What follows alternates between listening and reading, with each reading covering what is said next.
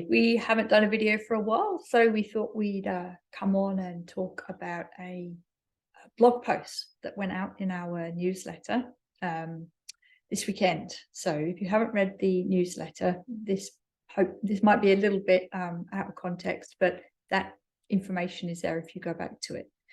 The blog post was about organic transhumanism. It's not a phrase we've used before, but it comes from the words from the Zetas. In fact, they were the ones that wrote the blog post this week. And so we really wanted to break that information down and talk about it, because when I read it, it was a little bit, what is this all about? What are we talking about here? And so that's what we're going to do. That's right. That's what we're going to do. Okay, so I'll summarize and then we'll look into it. So in a nutshell, the message was about the organic enhancement of humanity, the development of our consciousness to enable us to have proper, actual contact with extraterrestrial and interdimensional races.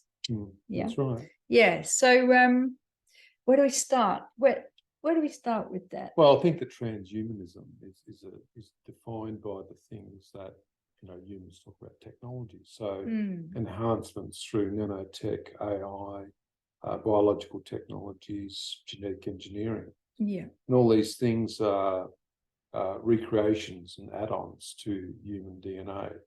But the singularity that Kurzweiler and others have spoken about is based around the two facets of transhumanism, one being all of the physical things, but also the secondary, or the other part, is the consciousness perspective. The Zetas have said from the very outset that they believe that when the singularity occurs for humanity, for the human species, that what will take place will be a separation of the human species. So one specific part of the race will completely adhere to a genetic modification in regards to different types of technologies for the benefit of themselves, mankind, to be healthier, to live longer.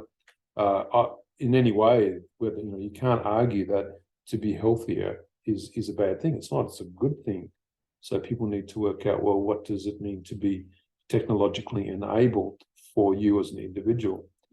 From the Zetas perspective, especially at the aerial school phenomenon, they spoke about not being technology to the young people. And so when we think about that, we have to ask ourselves, well, why would an extraterrestrial race come to this planet and continually, through people, through discussion with people in like the aerial school phenomenon, talk about avoiding technology? What is so important about not using technology to enhance yourself?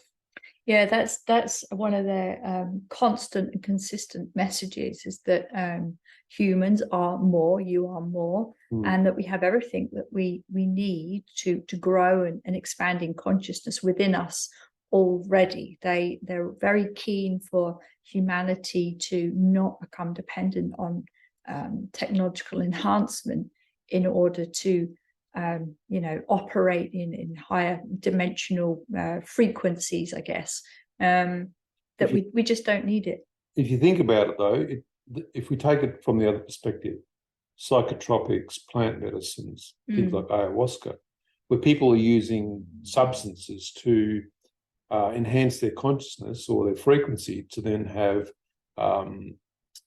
experiences based around consciousness. So we've got these complete two separate discarnate type processes, one being physical, one being non-materialism and consciousness. The truth is that you're from somewhere, you're here and you're going back, and you never needed any technology to enter into this three-dimensional space. And so if you could remember who you are, if you could remember your point of origin, what race you've come from, then what would take place is that you could then abide by the basic concepts of the race in regards to the technologies that exist within consciousness, you would then be able to do things that would probably be not understood by the human species, such things as bilocation, extension of consciousness, and in some respects, remote viewing actually buys into that level of consciousness as well. Astral traveling as well is also a function of consciousness. Building in synthetic quantum environments is also part of that process. All of these things are available to humans if they would only remember who they are and how to access this technology of consciousness. And that brings us full circle back to disclosure and the extraterrestrial perspective of disclosure. And, and when they say, humans need to grow in consciousness before they're basically going to come and disclose themselves, extraterrestrials disclosing themselves, their message makes sense, doesn't it? It does. And I know every day people want disclosure. Everybody wants disclosure. We all want to see the craft in the sky.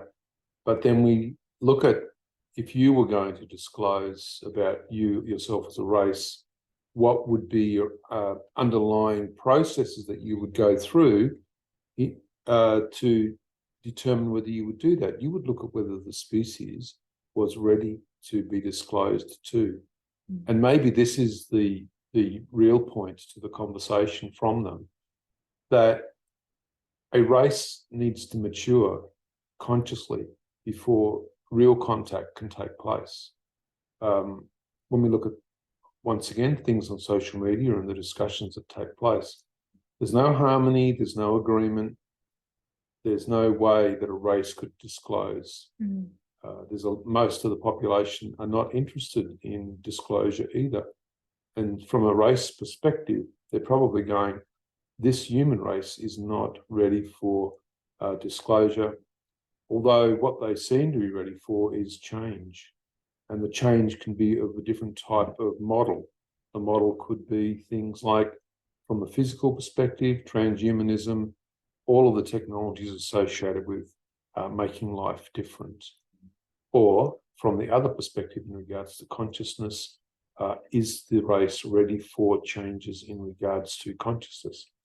Nobody can argue against the fact that things have changed in the last 24 months, that life has become much more interesting.